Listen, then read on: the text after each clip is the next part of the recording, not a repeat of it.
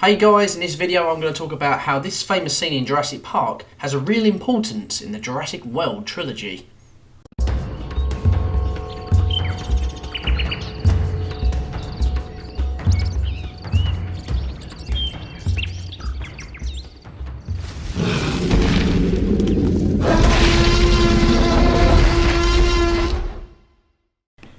Okay, so this scene in Jurassic Park where they talk about the humility of the place and how it should work. Well, if you look here... Oh, no, that's not that scene. A few years ago, Colin Trevorrow was interviewed on where the Jurassic World Trilogy was heading and the type of story that we was going to expect. And he hinted back to this conversation that Dr. Ian Malcolm, Dr. Ellie Sattler and Dr. Alan Grant are all proposing that the problems might be with the first movie and the first park. Obviously not back then, not knowing that Jurassic World will eventually be made. See, in this scene, Dr. Ian Malcolm says, "I'll tell you what the problem with the scientific power that you're using here. You didn't require any discipline to attain it. You read what others had done and you took the next step. You didn't earn the knowledge for yourself, so therefore you don't take any responsibility for it."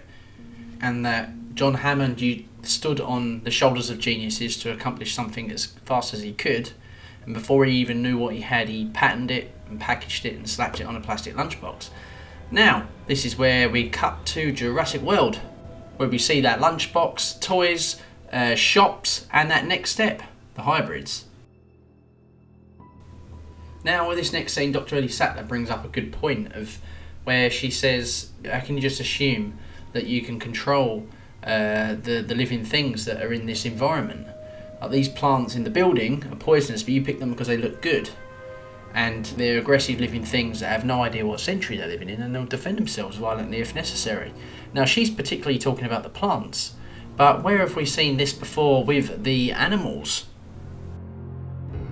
You made a genetic hybrid, raised it in captivity. She is seeing all of this for the first time. She does not even know what she is.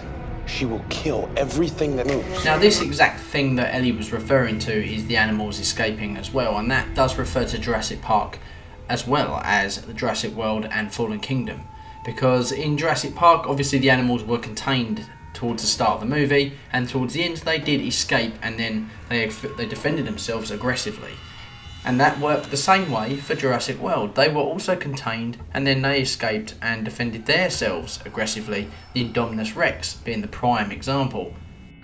But when it got to the Indoraptor, that creature wasn't actually complete in the first place, so when that escaped, that definitely defended itself violently and aggressively.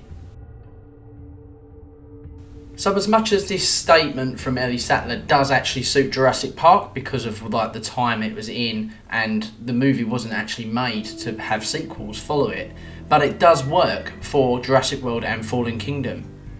Now, Dr. Alan Grant's statement is probably the most important and most relevant to where we are today with the Jurassic World franchise. Dinosaurs and man, two species separated by 65 million years, all of a sudden thrown back in the mix together. How can we possibly have the slightest idea about what to expect? Now, he said this before Jurassic Park had even opened. Now, Colin Trevorrow had used this line, and I think that is where the idea come from of now these animals eventually mixing with man. An example of this is when Maisie pushes the button at the end of Jurassic World Fallen Kingdom. She made a big choice there to save the animals' lives. And by releasing them, she opened up Pandora's box and released these creatures into the wild, which will eventually probably integrate into the ecosystem in North America. And then we jump ahead in the future to Battle at Big Rock. A couple of years have gone by since the animals escaped from Lockwood Manor, and we have the first baby dinosaur that has been produced on American soil. It is a baby Triceratops. Residents are on alert this holiday weekend after 3 sightings, all way Eyewitnesses too close say for that comfort. a pseudoceratops had a Police baby. are investigating what the family claimed to be I a can't near-death believe this stuff is experience. real. Is this the new This could be normal? the first dinosaur born on U.S. soil. This family then get attacked by an Allosaurus, followed by our human characters. So this is probably a slight definition of what to expect when these two species that are separated by 65 million years end up meeting.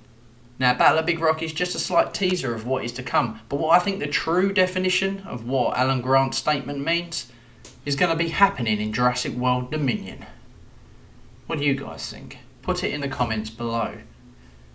So guys, thanks for watching. If you enjoyed the video, please give it a thumbs up, and if you haven't, subscribe to the channel and click the notification bell. Only one thing left to say: life will find a way. See you later.